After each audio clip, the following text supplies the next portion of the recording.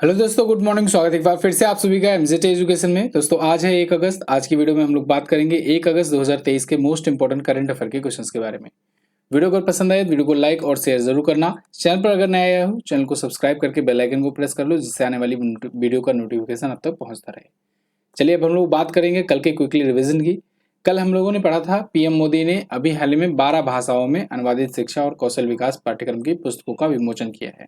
ये पीएम श्री योजना के तहत किया गया है। स्टैंडर्ड चार्टर्ड रिसर्च के अनुसार 2030 तक भारत की जीडीपी $6 ट्रिलियन तक पहुंच सकती है। मानव तस्करी के खिलाफ विश्व दिवस 30 जुलाई को मनाया गया। और अभी हाल ही में तमिलनाडु के मुख्यमंत्री जी ने एशियाई चैंपियंस ट्रॉफी 2023 के लिए कार्बन जीरो टर्फ का उद्घाटन किया है। एनटीसीए द्वारा जारी रिपोर्ट के अनुसार भारत में बाघों की कुल संख्या 3682 हो चुकी है। और अभी रेजर पे ने भारतीय ग्राहकों के लिए मनी सेवर एक्सपोर्ट अकाउंट शुरू किया है। वहीं एआई इकोसिस्टम को बढ़ावा देने के लिए इंडिया एआई ने मेटा के साथ समझौता किया है। मेमोरीज नेवर डाई ये पुस्तक आई हुई है, एपीजे अब्दुल कलाम जी पर बेस्ड है। अमित शाह जी ने इसका विमोचन किया है। और अभी हाल ही में ताइवान में अमेरिका ने $345 मिलियन का सैन्य सहायता घोषणा किया है।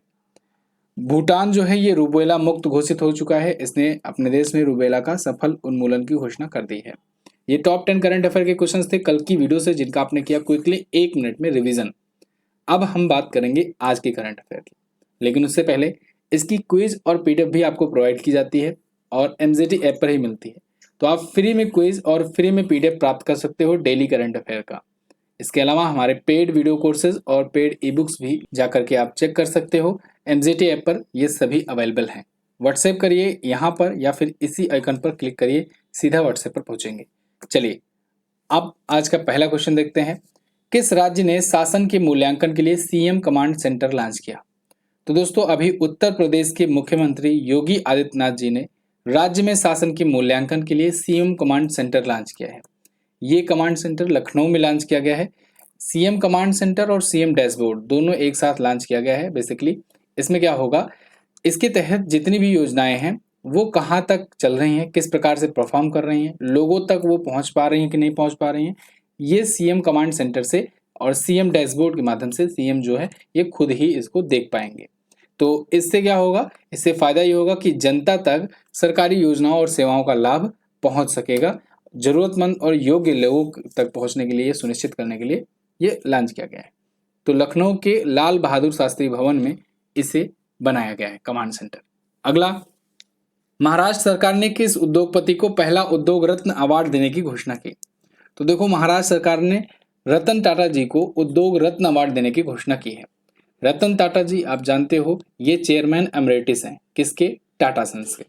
तो टाटा ग्रुप के चेयरमैन एमरेटिस रतन टाटा जी को दिया जाएगा पहला, महाराष्ट्र सरकार के द्वारा पहला उद्योग रत्न अवार्ड। महाराष्ट्र सरकार जैसे महाराष्ट्र भूषण पुरस्कार देती है, वैसे ही अब ये उद्योग रत्न अवार्ड दिया जाएगा। साथ ही साथ युवा उद्यमी, महिला उद्यमी और मराठी उद्यमी पुरस्कार भी दिया जाएगा।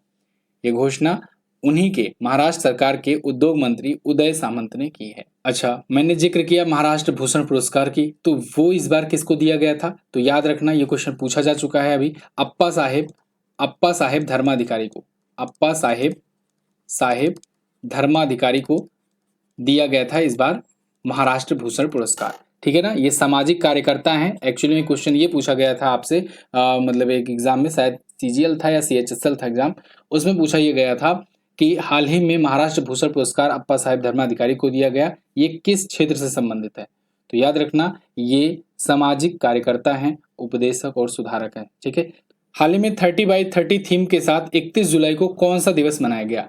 तो 31 जुलाई को दोस्तों मनाया जाता है विश्व रेंजर दिवस। और इस बार के वर्ल्ड रेंजर्स डे की थीम थी 30x30। ये 30x30 क्या है इसको समझते हैं, लेकिन उससे पहले वर्ल्ड रेंजर्स डे के बारे में थोड़ा सा जान लो। देखो रेंजर्स वो होते हैं जो जंगलों में या कहें कि नेशनल पार्क में, खास करके नेशनल पार्क हो गया और टाइगर रिजर्व वगैरह हो गया, वहां पर सिक्योरिटी का काम करते हैं। ठीक है, सिक्योरिटी का काम इंपॉर्टेंट इसलिए होता है जिससे ये जानवर और मानव संघर्ष के बीच में ये समझ लो दूरी बना करके रखें, यानी कि ना कोई जो मनुष्य है वो जानवरों का शिकार कर पाए और जानवर जो है वो मनुष्य का भी शिकार ना कर पाए। तो इसके लिए रेंजर्स होते हैं जो समझ लो एक प्रकार से रखवाली करते हैं। इनकी जान भी बहुत ज़्यादा खतरे में रहती है, अपनी जान जोखिम डाल करके ये रखवाली करते हैं, क्योंकि कई बार अटैक भी हो जाता है। और इस दिवस की मनाने की शुरुआत भी इसी से हुई थी। 2007 में कांगो लोकतांत्रिक गणराज्य में 8 रेंजर्स की मृत्यु हो गई थी विरुंगा नेशनल पार्क में ड्यूटी के दौरान, और इसी वजह से ये दिवस शुरू किया गया इनके कर्तव्य को रिकॉग्नाइज करते हुए। तो इस बार थीम रखी गई है 30/30। अब इसका मतलब समझते हैं। एक्चुअली में दोस्तों 2022 में अभी जब COP15 सम्मेलन हुआ था, जैव विविधता पर संयुक्त राष्ट्र सम्मेलन, आपको पता है मैंने आपको 2 चीजें बताई है, एक COP28 और COP27 COP28 वगैरह जो चलता रहता है, और एक COP15 14 वगैरह ये वाली सीरीज एक बताई थी मैंने, है ना। तो जो COP18 COP25 ये सब सुनते हो, COP27 सुनते हो, ये वाला जो सीरीज चल रहा है, जैसे कि अभी COP27 हुआ था, ये इजिप्ट में हुआ था, मिस्र में हुआ था, ठीक है ना। तो ये वाला जो चल रहा है ये किस पर है, ये क्लाइमेट चेंज पर है, ठीक है, जलवायु परिवर्तन पर है। और ये वाली जो सीरीज चल रही है COP14 COP15 वगैरह, ये जो चल रही है ये चल रही है जैव विविधता पर, यानी बायोडाइवर्सिटी पर। कॉप का मतलब क्या है, कॉन्फ्रेंस ऑफ पार्टीज, मतलब सभी पार्टियों का एक सम्मेलन समझ लो एक प्रकार से, है ना। तो ये जलवायु परिवर्तनों पर जो है वो वाला चल रहा है, उसमें तो 27वां संस्करण है, यानी 27 वर्ष हो गए हैं, और यहाँ पर ये 15वां संस्करण है। तो COP15 जो था, जो आयोजित किया गया कहाँ पर, ये मॉन्ट्रियल कनाडा में आयोजित किया गया, मॉन्ट्रियल कनाडा में आयोजित किया गया, ये बात याद रखिएगा, COP15। तो इसी में ये लक्ष्य रखा गया था, ये टारगेट रखा गया था कि 2030 तक हमारा जो प्लानट है उस पर कम से कम 30% क्षेत्रों को प्रभावी ढंग से संरक्षित और प्रतिबंधित किया जाए।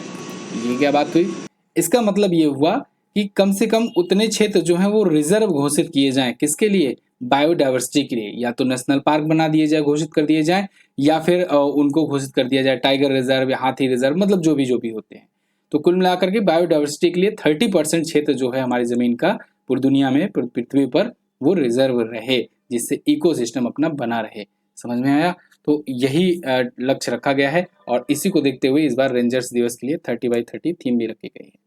अब यहाँ पर देखिए जुलाई महीने के अभी तक के जो दिवस आए हैं उनको रिवाइज कर लेते हैं, क्योंकि 31 जुलाई तक का सारा दिवस इसमें आपको मिल जाएगा, ठीक है। तो हम लोग आज से नए महीने से शुरुआत कर रहे हैं, तो पिछला महीना पूरा एक बार फिर से देख लें, लास्ट बार।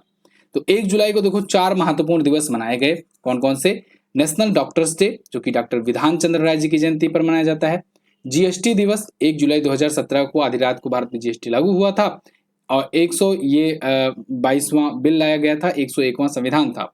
राष्ट्रीय डाक कर्मचारी दिवस 1997 से शुरुआत हुआ, यह भी 1 जुलाई को मनाया जाता है, और अंतर्राष्ट्रीय सहकारिता दिवस भी इस बार मनाया गया 1 जुलाई को।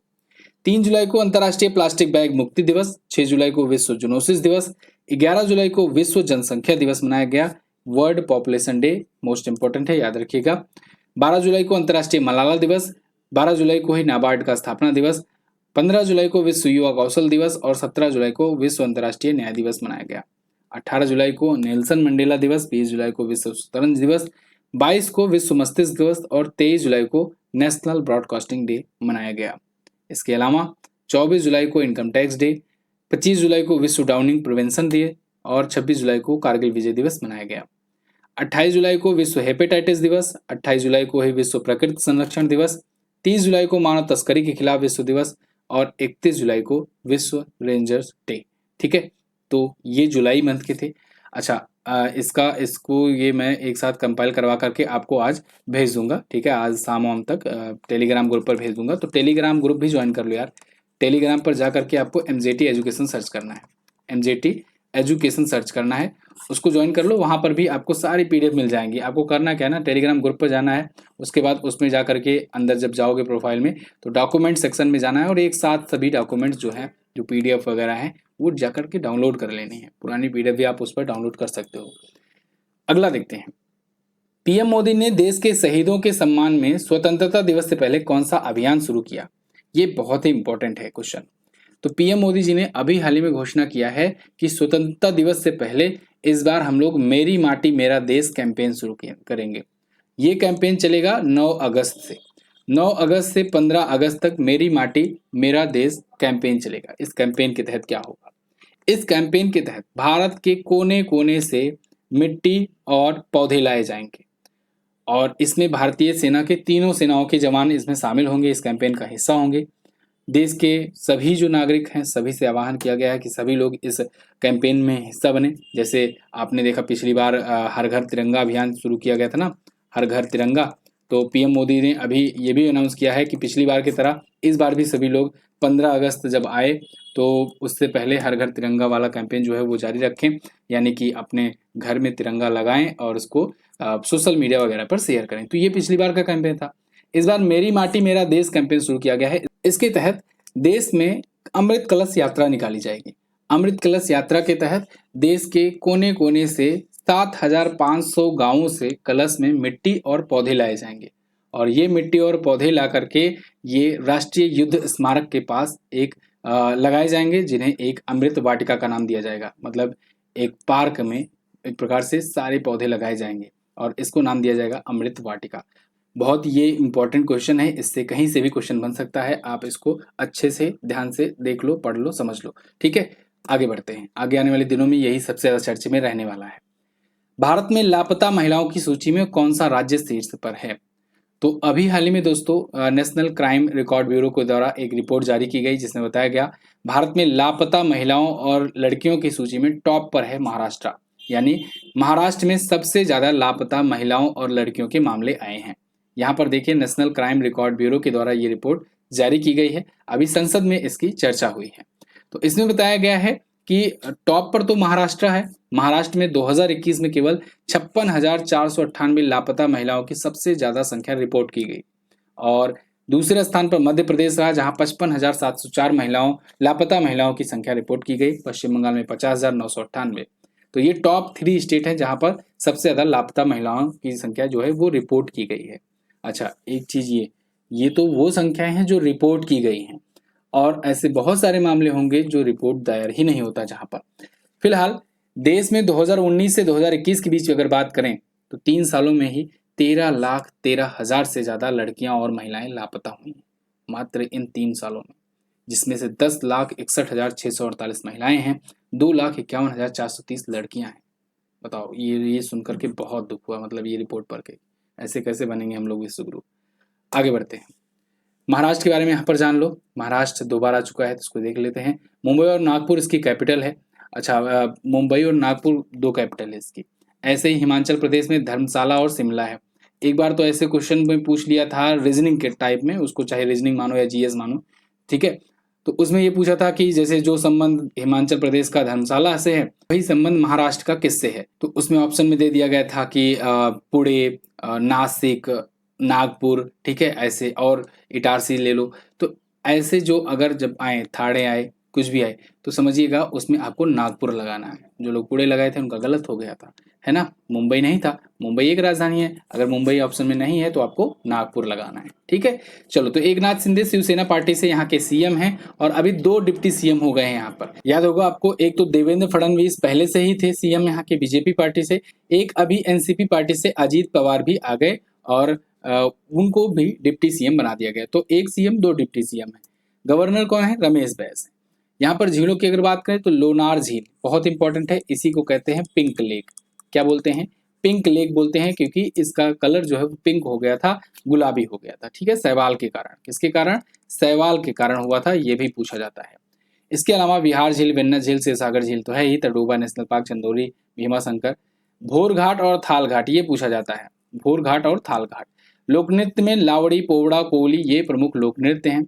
चर्चित स्थल में औरंगाबाद में बहुत सारी गुफाएं हैं, इसलिए औरंगाबाद फेमस है, ठीक है। महाबलेश्वर है, नासिक है। महाराष्ट्र अपना बॉर्डर किससे किससे शेयर करता है? गुजरात, मध्य प्रदेश, छत्तीसगढ़, तेलंगाना, कर्नाटका और इधर छोटा सा राज्य गोवा।